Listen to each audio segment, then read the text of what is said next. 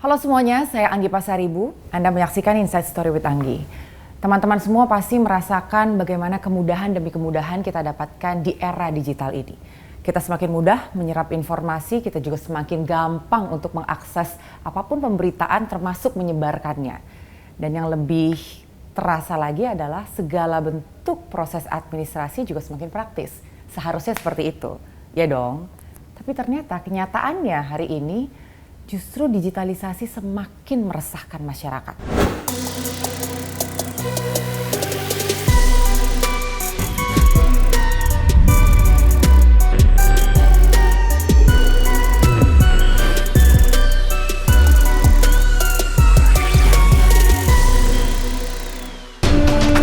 Ya berarti itu bukan tata kelola, itu kebodohan aja sih Pak. Iya. Dan yang lagi booming terakhir ini dalam beberapa waktu terakhir adalah di pertengahan Juni kemarin.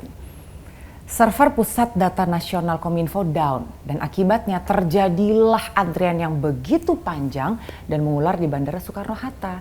Memang saat itu pemulihan data segera dilakukan, tapi ada konsekuensinya. Tujuannya adalah untuk mempercepat proses antrian jangan sampai terlalu panjang dan jangan sampai mengulur waktu yang begitu lama. Cuman sayangnya pemeriksaan penumpang akhirnya harus dilakukan secara manual. Inilah dokumentasi video rekaman dan foto suasana antrian penumpang, baik mereka yang datang maupun yang akan pergi dari Bandara Soekarno-Hatta, Tangerang, Banten. Gangguan yang terjadi di sistem pusat data nasional otomatis berdampak pada pelayanan imigrasi, yang akhirnya membuat antrian sangat panjang. Untung aja nih dalam waktu beberapa jam kemudian antrian penumpang sudah mulai terurai baik di area kedatangan maupun keberangkatan. Meskipun jedak-jeduk ya untuk mereka yang lagi berusaha mengejar penerbangan dan harus meninggalkan Jakarta. Atau untuk mereka yang baru saja tiba dari perjalanan jarak jauh. Seperti Gina yang baru saja pulang dari Prancis. Katanya dia sempat tertahan selama kurang lebih 2 jam karena pemeriksaan secara manual yang dilakukan oleh pihak petugas imigrasi. Ada masalah sistem untuk scan paspor ya, jadinya nunggunya lama banget. Terus untuk turis juga mereka pada komplain, ini kenapa sih lama banget kok di Indonesia seperti ini ya? Sempat nunggu berapa lama tadi Kak? Ada kali 1,5 jaman ya. Yang ini Naswir. Baru tiba dari Belgia mengaku kondisi ramai sempat tertahan 1,5 jam. Katanya servernya bermasalah. Oke. Di imigrasinya atau di mana? Nah itu saya nggak tahu. Pokoknya pintu otomatis gate-nya itu yang sekian banyak itu nggak berfungsi. Tidak berfungsi. Makanya orang semua ke Manual. Ampun deh, udah long flight masih harus berdiri nunggu antrian, pasti melelahkan.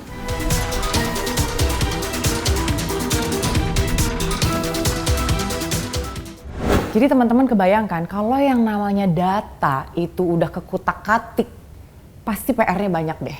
Bukan cuma ngerugiin 1-2 orang, tapi banyak pihak.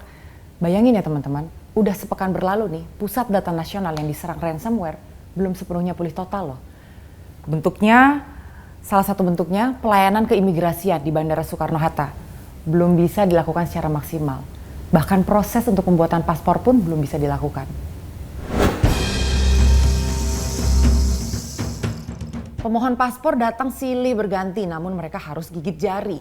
Kantor pelayanan pembuatan paspor sehari jadi, unit pelayanan teknis imigrasi Bandara Soekarno-Hatta Tangerang, Banten masih tutup. Pelayanan masih ditutup lantaran server pusat data nasional yang diserang ransomware belum sepenuhnya normal. Para pemohon yang ingin memperpanjang masa berlaku paspor juga jadi kecewa. Padahal nggak sedikit loh dari mereka yang harus segera terbang ke luar negeri.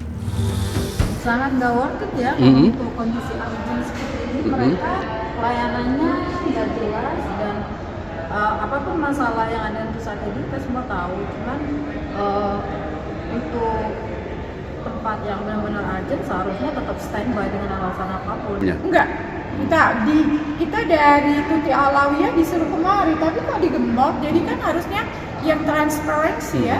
Makanya cukup sangat disappointing. Kondisi serupa juga terjadi di kantor imigrasi kelas 1 Tanjung Perak, Surabaya. Di sini ada sebanyak 2.600 berkas permohonan paspor yang biasanya 1 hari selesai, masih juga tertunda.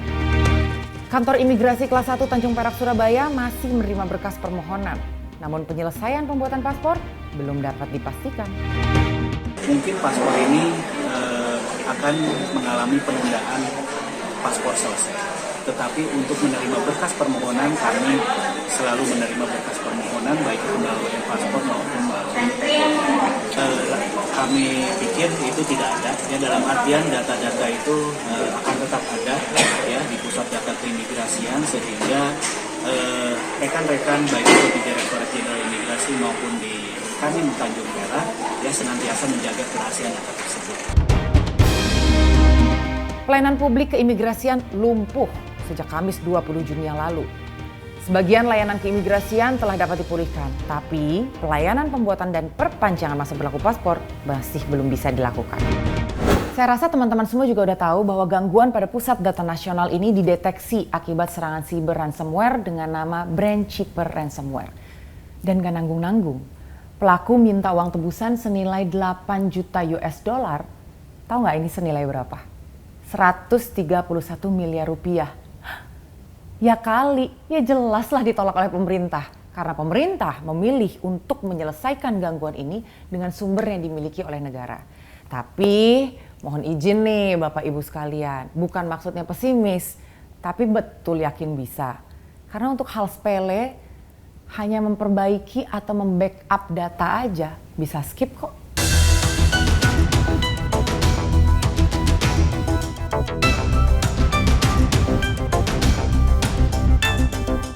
Badan Siber dan Sandi Negara bersama Kementerian Komunikasi dan Informatika dan pihak terkait akhirnya menemukan permasalahan atas serangan terhadap server pusat data nasional yang mengganggu layanan keimigrasian. Ternyata memang penyebabnya adalah serangan ransomware yang bernama BrainChipper Ransomware yang berkembang dari ransomware Lockbit 3.0. Lazimnya serangan ransomware memiliki motif finansial dan sempat meminta tebusan sebesar 8 juta dolar Amerika atas tindakannya.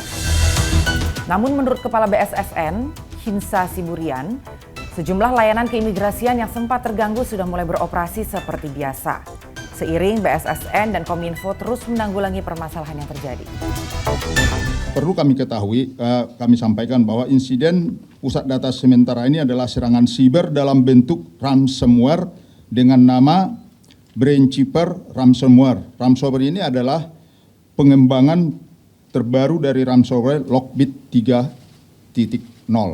Jadi rekan-rekan, jadi memang di dark web itu kita ada jalan ke sana itu ya, kita ikuti dan mereka minta tebusan ada 8 juta US dollar. Kemenkominfo juga menyatakan pusat data nasional yang diserang adalah Pusat Data Nasional 2 di Surabaya, Jawa Timur. Sementara Pusat Data Nasional 1 di Jakarta dan Web Storage di Batam masih aman.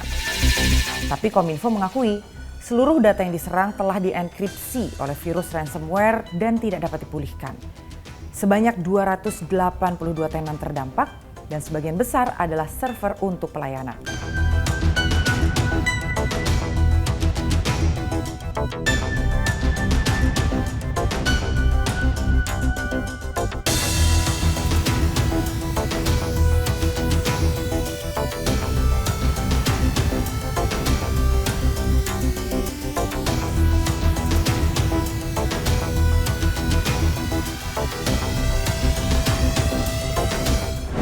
Seperti yang tadi saya sudah sampaikan bahwa imigrasi ini menjadi salah satu instansi yang terdampak akibat gangguan ini. Tapi Direktur Jenderal Imigrasi Kemenkumham, Silmi Karim, sudah memastikan bahwa gangguan sudah bisa diselesaikan dan layanan sudah berjalan seperti biasanya. Jadi untuk sistem aplikasi perlintasan visa online, izin tinggal, pembuatan paspor, ini dipastikan sudah pulih dan sudah berjalan dengan normal. Dan masih ada lagi. Ternyata gangguan pusat data nasional ini cukup mengganggu proses penerimaan peserta didik baru atau PPDB online sekolah menengah pertama se-Kabupaten Serang, Banten. Yang ternyata datanya hilang, tidak bisa diakses, tidak bisa didata lagi, sehingga proses pendaftaran harus diulang dari awal. Dinas Pendidikan Kabupaten Serang, Banten mengumumkan PPDB online seluruh SMP di Kabupaten Serang diulang karena terdampak gangguan server pusat data nasional. Pendaftaran secara online awalnya dibuka mulai 18 hingga 22 Juni. Namun baru berjalan 2 hari, server PPDB di Kemenkominfo tidak bisa diakses. Padahal selama 2 hari pendaftaran, sudah ada 8.000 calon siswa yang telah mendaftar. Karena belum ada kejelasan kapan server bisa diakses kembali, Disdik Kabupaten Serang akhirnya mengulang proses pendaftaran calon siswa baru SMP mulai 27 Juni hingga 2 Juli. Saat proses pendaftaran menggunakan server lokal milik Dinas Kominfo Kabupaten Serang. Ketika kita menggunakan server yang baru, maka dapat kami informasikan kepada seluruh masyarakat wabil khusus Kabupaten Serang itu harus kembali mendaftarkan diri, gitu kan, karena datanya tidak bisa direkover. Penerimaan siswa SMP dilakukan serentak di 90 sekolah di seluruh Kabupaten Serang, namun tidak semua sekolah melakukan pendaftaran secara online.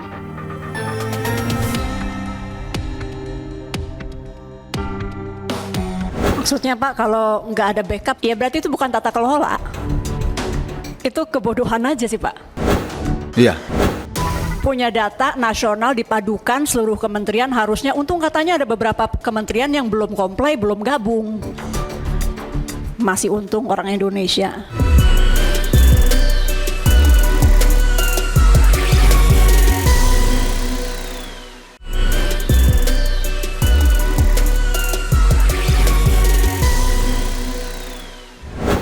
Karena persoalan ini, Menkominfo Budi Aris Setiadi datang ke DPR memenuhi panggilan dari Komisi 1. Selain itu, BSSN juga hadir untuk ikut rapat dengar pendapat. Ini bukan baru pertama kalinya ya teman-teman, bagaimana data kita bisa diretas dan sangat disayangkan. Karena anggaran yang digelontorkan untuk keamanan data siber kita itu bukan angka yang kecil. Informasi yang kami terima sekitar 20 triliun setiap tahunnya. Dan bisa-bisanya pusat data milik negara bisa lupa untuk melakukan backup. Sampai-sampai level Presiden Jokowi yang harus angkat suara.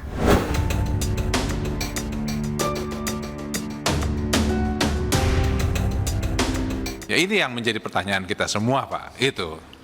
Betul Pak, jadi itu yang saya sampaikan tadi, kita ada kekurangan di tata kelola. Kita memang akui itu dan itu yang kita laporkan juga. Karena kami diminta untuk apa saja masalah kok bisa terjadi, itu salah satu yang kita laporkan juga Pak. Maksudnya Pak, kalau nggak ada backup, ya berarti itu bukan tata kelola. Itu kebodohan aja sih Pak. Iya.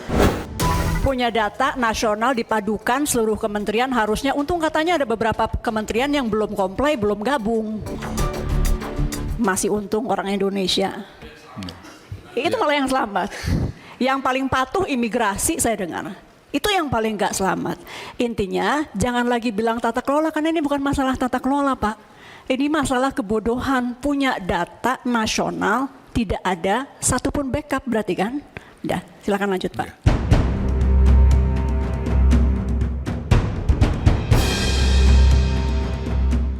Dalam rapat dengar pendapat DPR RI dan Kemenkominfo, Komisi 1 menyampaikan keheranan mengapa insiden serangan siber di pusat data nasional kerap terjadi. Insiden, begitu. Tetapi terus-terusannya aja begitu. Apakah kita hanya akan melaporkan insiden itu atau melakukan upaya-upaya supaya insiden itu tidak terjadi? Itu yang pertama. Yang kedua, soal ransom. Ini kan sekarang kita dikunci oleh hacker, ya. Saya ingin tanyakan dan mohon penjelasannya, Pak. Forensik digital sampai di mana? Apakah pelakunya sudah diketahui? Karena setahu kami, ransom itu yang pertama mengunci, hanya 2 diperbaiki. Dan kalau diperbaiki menurut data yang ada, sulit.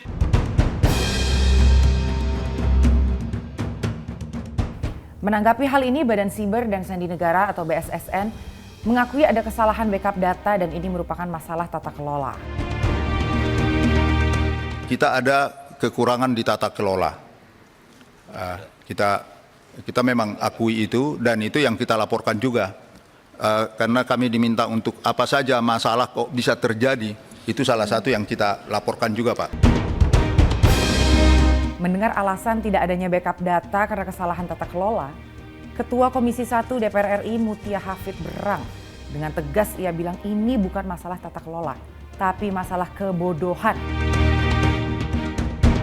Maksudnya Pak, kalau nggak ada backup sih itu bukan tata kelola sih Pak. Siap. Kalau alasannya, ini kan kita nggak hitung Surabaya Batam backup kan, karena cuma 2% kan. Ya berarti itu bukan tata kelola. Itu kebodohan aja sih Pak. Iya. Punya data nasional dipadukan seluruh kementerian harusnya, untung katanya ada beberapa kementerian yang belum comply, belum gabung. Masih untung orang Indonesia. Itu malah yang selamat. Yang paling patuh imigrasi saya dengar. Itu yang paling nggak selamat. Intinya jangan lagi bilang tata kelola, karena ini bukan masalah tata kelola Pak. Ini masalah kebodohan. Terus dicecar dengan berbagai pertanyaan tentang serangan ransomware ke Pusat Data Nasional, pemerintah tidak ingin mencari-cari kesalahan siapapun dan mengevaluasinya serta baru menyadari pentingnya concern bersama akan keamanan data. Jadi memang tidak ada maksud saling menyalahkan, tapi penjelasan kami adalah menyampaikan evaluasi sekaligus penjelasan bahwa Pak TB betul di sisi regulasi tadi saya sudah sampaikan, saya sudah akui, kok ini regulasinya opsional untuk backup. Karena itulah maka kita bilang enggak, evaluasi kita dia harus mandatori. Walaupun kita akhirnya juga mengerti kenapa kementerian lembaga itu opsional, karena mereka punya keterbatasan dalam menjelaskan ke otoritas keuangan, auditor, kok ada anggaran double-double. Oke, nanti sama-sama kita akan yakinkan ke otoritas, auditor bahwa ini udah bagian dari concern bersama keamanan data ini.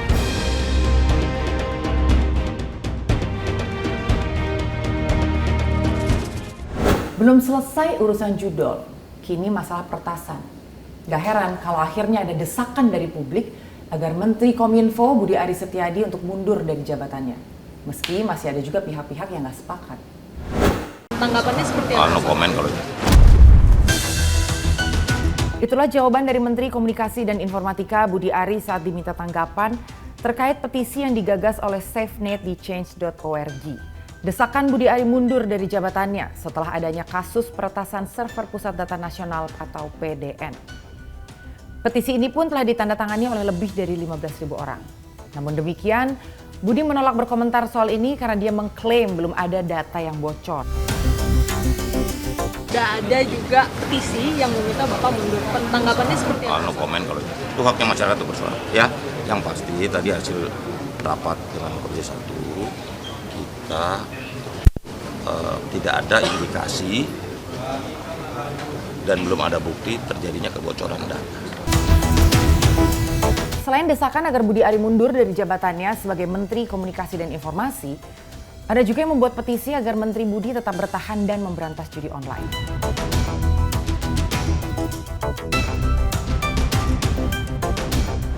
Akibat serangan ransomware ini yang melumpuhkan layanan publik, mendapat kritik dari pakar telematika Roy Suryo.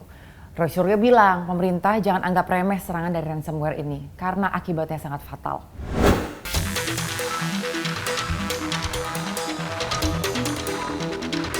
Dalam dialog di iNews TV, pakar telematika Roy Suryo mengingatkan pemerintah jangan meremehkan serangan ransomware yang mengganggu layanan publik berbasis siber.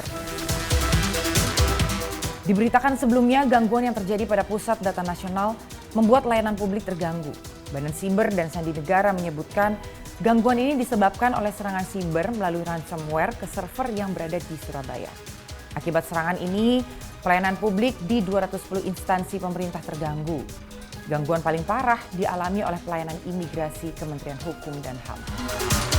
Data kita memang rapuh ya gitu, dan sayangnya memang saya harus mengatakan pemerintah dalam hal ini Kominfo itu menganggap sepele hal ini soal security data. Padahal ini luar biasa. Data is the new oil. Data itu adalah uang yang baru bagi kita. Dulu uang, emas, kemudian menjadi oil, kemudian sekarang data. Jadi artinya kita nggak boleh sembarangan. Nah, saya setuju ya bahwa pemerintah kemudian tidak mau menanggapi atau tidak mau bayar ransomnya. Oke, itu benar ya, karena kalau kita bayar, apalagi kita bayarnya pakai cryptocurrency, pakai Bitcoin, hilang nanti pasti uangnya, malah kita nggak dapat apa-apa. Tapi Ya jangan sampai ini terjadi lagi. Hal ini juga berimbas pada pelayanan imigrasi di Bandara Soekarno-Hatta yang sempat dilakukan secara manual. Tidak hanya Kemenkumham, gangguan PDNS juga berdampak pada sejumlah layanan berbasis online di Kemendikbudristek. Sementara itu, penyerang sistem PDNS meminta tebusan untuk mengembalikan data yang diambil. Nominal uang tebusan yang diminta pun bernilai fantastis, $8 juta atau 131 miliar rupiah. Ya, tentu saja Polri akan berkolaborasi dengan stakeholder terkait lainnya untuk menangani kejadian-kejadian yang saat ini sedang terjadi. Mudah-mudahan, mohon doanya, semuanya bisa kita tuntaskan, semua yang terjadi ini bisa kita mitigasi dan kita antisipasi berikutnya terjadi kembali. Kita akan berfokus dengan stakeholder terkait, baik itu dari Kemenkominfo, BSN maupun yang lainnya. Meski masih terus didalami, pemerintah menduga pelaku serangan siber ini adalah Lockbit, yaitu sindikat ransomware yang paling aktif di dunia selama 3 tahun terakhir. Dari data serangan yang terjadi di beberapa negara, pelaku serangan PDNS diduga berasal dari Rusia dan Korea Utara.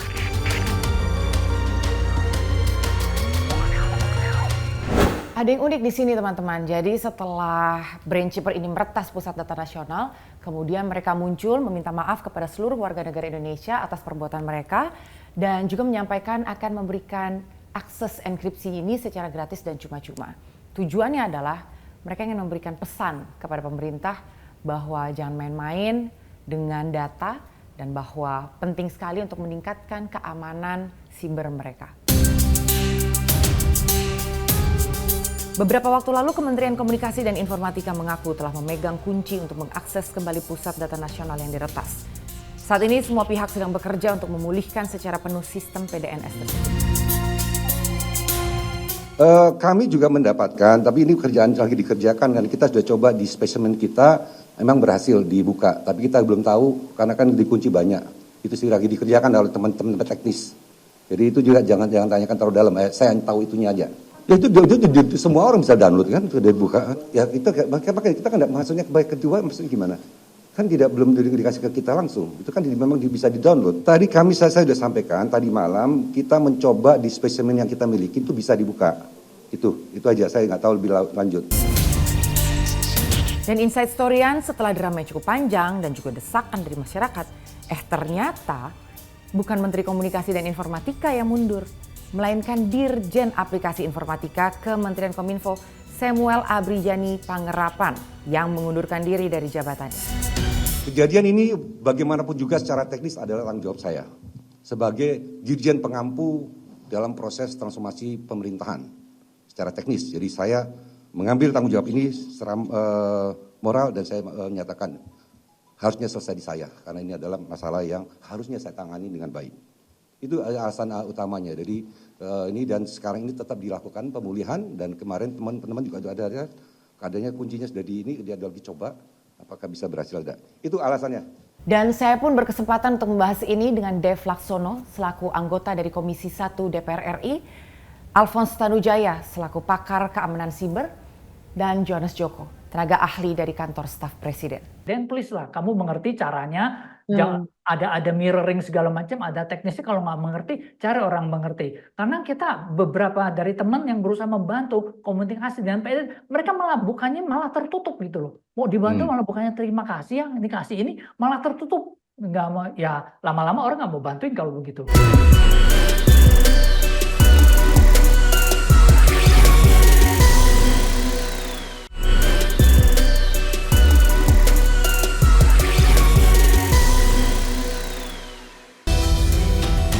200 lebih instansi pemerintah terganggu dan masih dalam tahap pemulihan setelah PDN diserang ransomware Lockbit 3.0. Bersamaan dengan peretasan, pihak hacker yang dikenal dengan nama BrainChipper meminta uang tebusan senilai $8 juta Amerika atau setara dengan 131,6 miliar rupiah. Permintaan ini jelas ditolak pemerintah. Hingga akhirnya peretas sampaikan akan merilis dan membuka akses data pemerintah Indonesia yang disandra secara cuma-cuma. Dengan syarat, negara memberikan pengakuan terbuka kepada publik atas kinerja mereka. Apa betul posisi hacker jadi lebih kuat hingga mampu mengatur dan menguasai negara? Ya pemirsa, dalam beberapa hari terakhir ini pelayanan publik di lebih dari 200 instansi pemerintah terganggu dan masih dalam tahap pemulihan. Setelah PDN diserang ransomware Lockbit 3.0 atau 3.0 bersamaan juga dengan peretasan pihak hacker yang dikenal dengan nama Brain Chipper yang meminta uang tebusan senilai 8 juta dolar Amerika atau setara dengan 131,6 miliar rupiah. Permintaan ini tentu ditolak oleh pemerintah. Hingga akhirnya Pertas sampaikan akan merilis dan juga membuka akses data pemerintah Indonesia yang disandra secara cuma-cuma.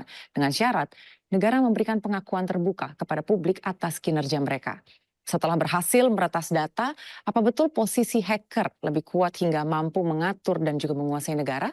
Untuk membahas lebih dalam, pemirsa sudah bergabung bersama kami malam ini anggota Komisi 1 DPR RI Dev Laksono, serta pakar keamanan siber Alphonse Tanujaya, tenaga ahli utama kantor staf Presiden Johannes Joko. Selamat malam Bapak-Bapak. Ya, selamat malam Mbak Anggi, selamat malam Pak Alphonse, Pak Dev. Malam Pak Joko, malam Mbak Anggi, malam Pak Dev. Baik, hari ini saya pertama-tama ke Mas Johannes Joko dulu. Ya. Sebetulnya dengan terjadinya kejadian ini dan juga Presiden Jokowi sendiri sudah menyampaikan perlu adanya backup data seperti itu. Ada pesan lain yang disampaikan oleh Presiden terkait dengan hal ini karena kejadian ini kan bukan baru pertama kali ya Mas Johannes. Ya, tentu apa yang disampaikan Pak Presiden itu kan ada 3 hal Mbak. Yang pertama memang serangan cyber ini terjadi bukan hanya di Indonesia tapi di beberapa negara juga terjadi begitu. Lalu yang kedua memang kita perlu melakukan mencari solusi ke depannya agar apa yang terjadi hari ini itu betul-betul bisa menjadi masukan, pelajaran bagi kita ke depannya dalam kita mengelola arsitektur digital kita ke depan begitu. Dan yang terpenting adalah arahan dari Bapak Presiden tentang backup data nasional itu harus segera dilakukan dan Pak Menko Polhukam Pak Hadi itu menyampaikan bahwa teknisnya bahkan lapisnya itu sampai 4 lapis lah kurang lebih begitu. Artinya apa? Ya sekali lagi apa yang kita alami hari ini itu betul-betul menjadi pelajaran yang berharga untuk nanti kita ke depannya bisa lebih baik. Sebelumnya kan memang kita sempat membaca bahwa para hacker ini meminta adanya pendanaan, adanya pengakuan terhadap kinerja mereka sendiri. Kalau Anda sebagai anggota Komisi 1 DPR RI sendiri melihat kejadian ini sendiri seperti apa, Pak? Ya, ini ada suatu pelajaran yang amat luar biasa berharga dan kalau menurut saya agak sedikit memalukan. Sebenarnya bukan sedikit, cukup memalukan. Kenapa? Karena ini sebuah semestinya ini kan adalah proyek besar yang dimana adalah proyek mercusuar pemerintahan saat ini yang merupakan perintah langsung dari Presiden untuk dijalankan. Akan tetapi pengimplementasiannya itu tidak berhasil dengan baik dilakukan oleh birokratnya Presiden. Nah, ini satu wake up call yang luar biasa kencang.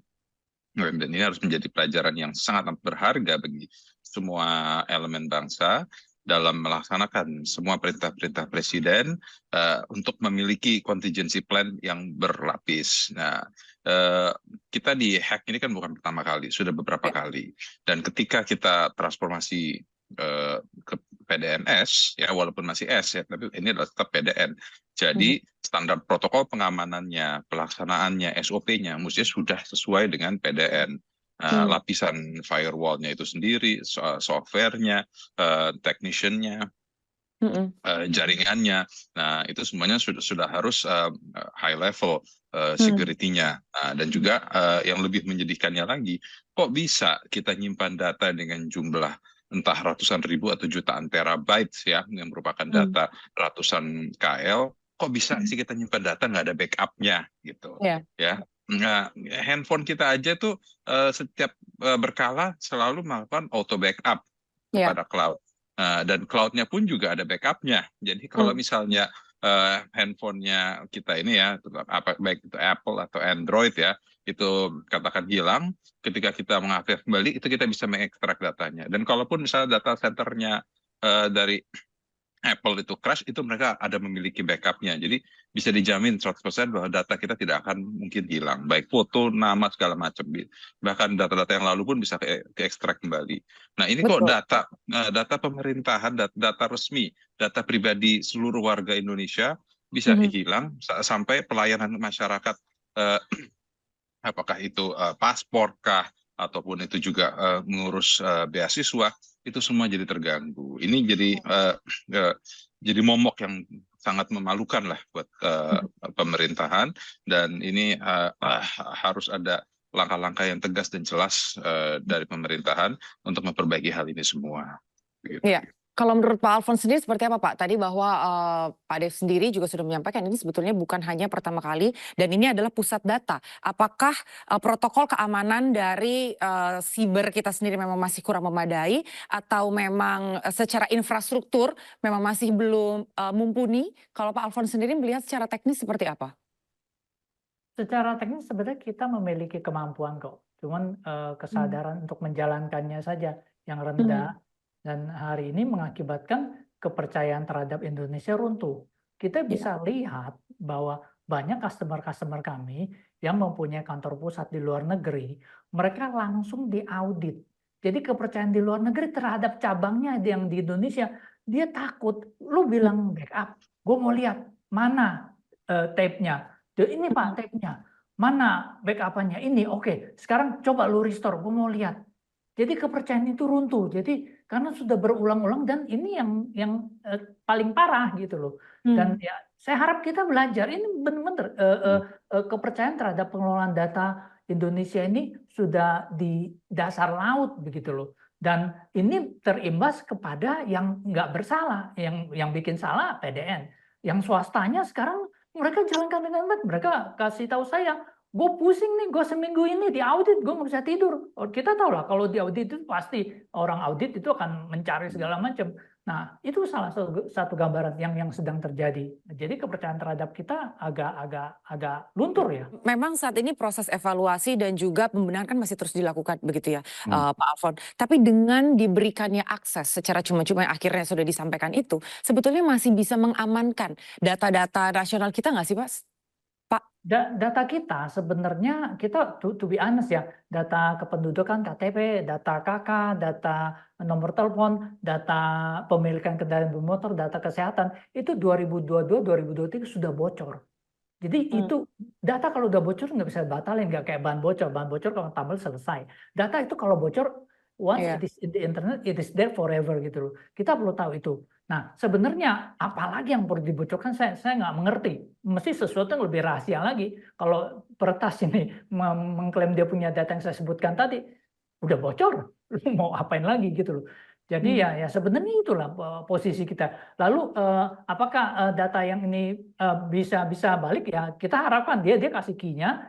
Kemarin dites harusnya bisa kembali. Cuman kalau tidak salah ada dua yang jadi masalah. Yang satu barbuk, yang satu lagi logbit yang dikasih itu barbuk yang mengenkripsi VMware, lalu yang logbit ini mengenkripsi Windows. Nah, yang ngelola server ini harusnya mengerti. Yang orang PDN please lah, kamu mengerti caranya. Jangan ada mirroring segala macam, ada teknisnya. Kalau nggak mengerti, cari orang mengerti. Karena kita beberapa dari teman yang berusaha membantu komunikasi dengan PDN, mereka malah bukannya malah tertutup gitu loh. Mau dibantu malah bukannya terima kasih yang dikasih ini malah tertutup. Nggak mau, ya lama-lama orang nggak mau bantuin kalau begitu. Iya. Justru ada yang dipertanyakan ketika sesuatu tidak dilakukan secara open begitu. Mas Johannes sendiri karena Mas Johannes punya agenda lain juga setelah ini, apakah ada evaluasi terhadap kementerian terkait Mas Johannes yang diketahui dari teman-teman di KSP sendiri terkait dengan persoalan yang cukup mengganggu dari kejadian ini? Ya, bukan hanya tentang kementeriannya ya Mbak ya, tetapi tentang bagaimana ekosistem dari arsitektur digital nasional ini itu yang harus dievaluasi bersama, dan proses itu sekarang juga sedang berjalan, segala sesuatunya juga terus dilakukan. Teman-teman Kominfo dan teman-teman BSSN, Pak Budiari maupun Pak Insa itu terus-menerus hari ini berkolaborasi untuk terus melakukan berbagai penanganan, sehingga yang terpenting adalah Mbak, bagaimana layanan publik itu bisa segera pulih hari ini, sehingga masyarakat tidak dirugikan. Itu satu. Kemudian yang kedua adalah bagaimana bisa dilakukan evaluasi dan perbaikan, sehingga arsitektur digital nasional ini ke depannya itu bisa memenuhi standar dengan tingkat keamanan yang lebih tinggi. Sehingga masukan-masukan, karena yang kita hadapi situasi hari ini adalah situasi perang begitu ya Mbak ya. Yang dirugikan itu bukan hanya pemerintah, tetapi masyarakat, bangsa dan negara. Artinya dalam situasi hari ini kita stop lah untuk saling menyalahkan, tetapi mencari solusi-solusi terbaik seperti yang disampaikan oleh Pak Presiden kemarin, sehingga situasi ini bisa kembali pulih. Dan memang kalau informasi-informasi yang lebih lanjut berkembang seperti apa, nanti mungkin teman-teman Kominfo yang lebih bisa mengupdate perkembangan-perkembangan positif apa yang bisa disampaikan begitu. Iya, dan Mas Dev, saya juga sepakat dengan Mas Johannes tadi. Memang beberapa hari terakhir ini kan cukup ramai begitu ya di media, apalagi ketika pihak hacker sendiri berani untuk meminta tebusan kepada negara, kemudian ada embel-embel membutuhkan pengakuan dan lain sebagainya, sehingga muncul asumsi apakah setelah meretas data ini justru posisi hacker ini lebih kuat sehingga bisa mengatur-ngatur negara atau menguasai negara. Mas Dev punya tanggapan? Gini, kalau dikatakan mereka itu bisa mengatur negara sih enggak, karena kan yang mereka pegang itu kan adalah data. Ya, memang data itu adalah cukup memiliki dampak yang besar karena bisa mempengaruhi segala macam hal. Nah, sekarang itu yang penting dan yang utama adalah bagaimana kita bisa mengamankan data-data tersebut, memastikan pelayanan itu bisa dipulihkan kembali, sehingga kita kembali memiliki kedaulatan dan otoritas terhadap dunia cyber kita. Nah, Kominfo dan juga BSSN hari ini juga tadi kita sudah mengunjungi DPR, mengunjungi beberapa pusat pelayanan mereka, kantor di BSSN. Kita melihat bagaimana mereka memperbaiki sistemnya. Itu sudah ada progresnya dan juga sudah melakukan tindakan-tindakan tahapan-tahapan untuk lebih pengamanan lebih baik lagi. Ya, cuman yang kita cukup kecewakannya, dan ini kan ya tadi seperti saya katakan, ini kan bukan pertama kali. Data berulang kali dijual di dark web, ya itu sudah bocor. Kalau sudah bocor memang sudah tidak bisa diapa-apain, sudah ada tersebar di mana-mana. Akan tapi kan kalau di hack ini kan bukan pertama kali, dulunya kan juga pernah kan waktu kejadian Bjorka. Nah, sekarang kejadian lagi Brain Cyber menghack kita dan bahkan melumpuhkan beberapa pelayanan publik. Nah, dan kalau dari komunikasinya yang terkemuka di media sosial ataupun di media umum, itu jelas mereka menggunakan bahasa Indonesia, jadi sepertinya ini adalah dari internal, dari dalam negeri, dari orang Indonesia. Nah, Pak Semi selaku Dirjen Aptika, dia dengan berbesar hati mengambil tanggung jawab dengan mundur dari posisinya sebagai bentuk tanggung jawabnya. Itu adalah tanggung jawab moral beliau. Nah, sekarang ini harus dilanjutkan ya dengan Kominfo dan BSSN untuk lebih kerap menyelesaikan persoalan ini dan terus menjalin komunikasi. Jadi jangan lagi menyalah-nyalahkan, jangan lagi bilang BSSN loh saya hanya terima alatnya, saya hanya menjalankan program dan mesin yang sudah kami terima, kami tidak terlibat di dalam pengadaannya, dalam pemasangannya, dalam settingannya, dalam pembuatan SOP-nya. Terus begitu berbalik lagi nanti Kominfo bilang loh ya kami sudah menyiapkan tinggal dijalankan. Nah, akhirnya saling tuduh-tuduhan karena itu yang sempat terjadi sebelumnya. Nah, sekarang ini direvisi kembali, didudukkan kembali ya, apabila memang perlu ditarik ke atas ke Menko Polhukam atau naik lagi ke atas sampai dengan Presiden turun langsung ya.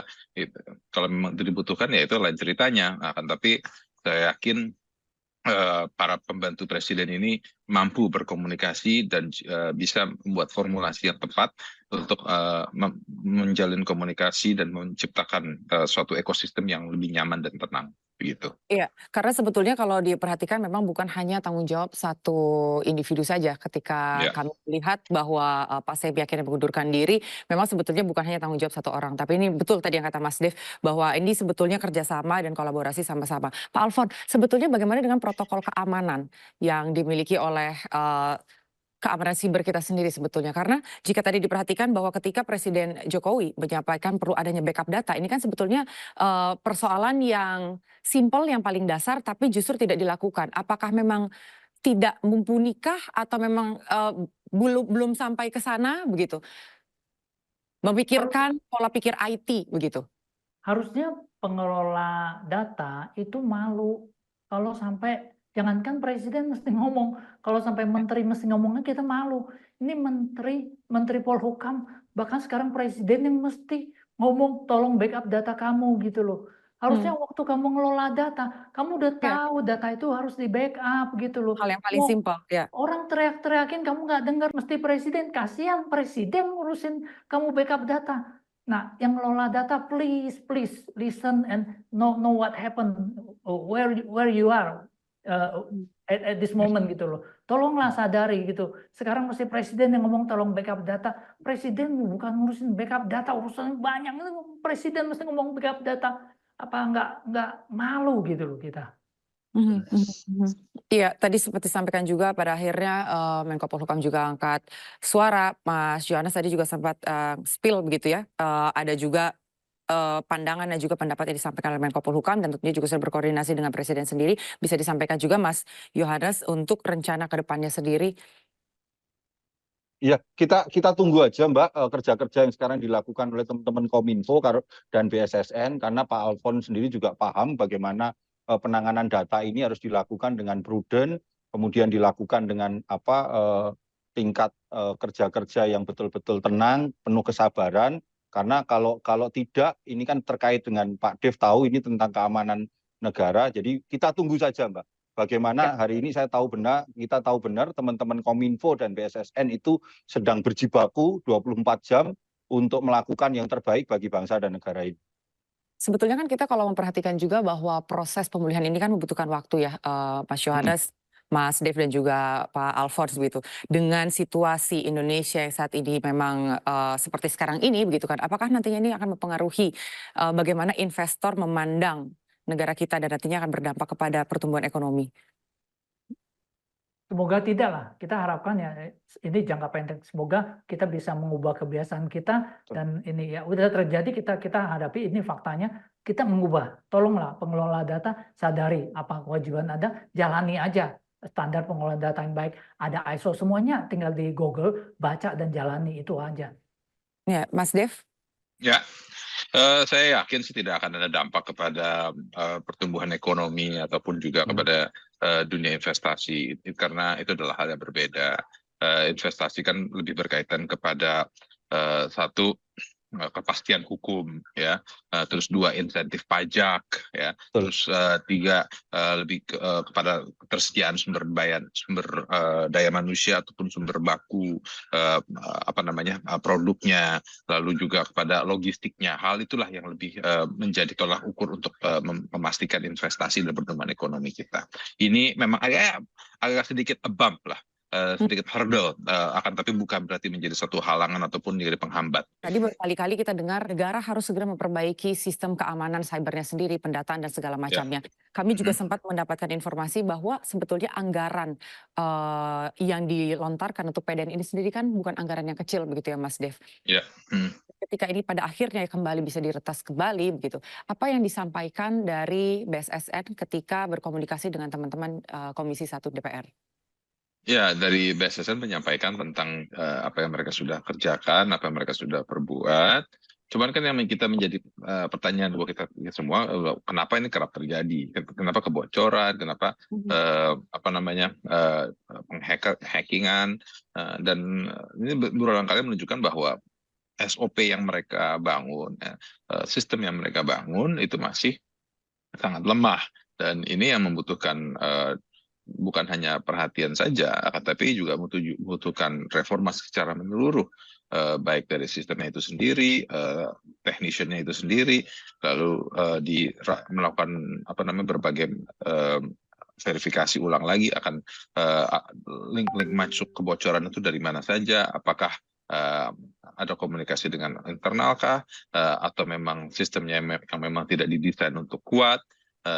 Ini karena kalau penyerangan dari asing ya ataupun yang sering terjadi di negara luar ya itu memang bukan hal yang sering terjadi di macam-macam negara adidaya seperti Amerika atau negara-negara maju, negara-negara barat pun juga sering baik websitenya ataupun juga central sistemnya itu diserang dari luar. Akan tapi setiap kali ada serangan, betapapun hebatnya itu, betapa complicatednya virus yang berhasil dikirim, mereka dapat cepat melokalisir, menutup link-nya itu sehingga tidak sampai berhari-hari dan sekian lama kebocoran ini terjadi. Ya, nanti kalau ke depannya itu kita memiliki suatu musuh yang memang sangat serius, bisa saja dimasukkan software ataupun juga virus yang benar-benar mematikan dan menghancurkan, merusak seluruh data yang kita miliki, sehingga benar-benar kita hilang datanya secara keseluruhan. Nah, itu kan bukan hanya mengganggu lagi, tapi bisa merusak nama baik dan wibawa pemerintah dan juga pelayanan kepada masyarakat, begitu. Ya, yang terakhir dari Pak Alphonse sendiri, bahwa sebetulnya key encryption yang kita miliki ini sebetulnya berarti harus diperkuat sehingga apapun bentuk yang masuk nantinya tidak bisa membobol semua bentuk data. Kalau tadi dari penjelasan Mas Dev sendiri, tapi ini kan membutuhkan waktu, Pak Alphonse. Ini kan satu proses ya, proses mengamankan data. Jadi saya sarannya simpel aja begini, kita banyak orang yang bisa, oke? Pemerintah carilah industri yang sekarang bisa diandalkan. Apa itu? Industri perbankan. Jadi cari, kalau memang pengen orang pemerintah, cari industri, bank pemerintah, bank mandiri, ya kan, atau mau swasta, BCA, itu dua saya sarankan. Silakan dipelajari, belajar kepada mereka. Mereka tiap hari diserang, mereka punya data center yang bagus, punya data yang berharga, berhasil tidak diserang. Jadi kalau mau belajar, itu salah satu saran saya. Kalau saya berikan perincian banyak sekali, panjang sekali gitu loh. Kira-kira begitu aja. Kita di Indonesia nggak kurang orang pinter, banyak orang pinter. Mau nggak kamu belajar, mau nggak kamu berubah, itu aja sih. Mau nggak belajar dan mau nggak memperhatikan hal-hal yang kecil, sebatas backup data aja tadi sempat miss begitu. Baik, terima kasih sekali untuk waktu dan juga untuk penjelasannya Mas Dev Laksono selaku anggota Komisi 1 DPR RI dan juga Pak Alphonse Tanujaya, pakar keamanan siber, dan tadi juga dari Johannes Joko yang telah hadir malam hari ini. Baik, selamat malam semuanya.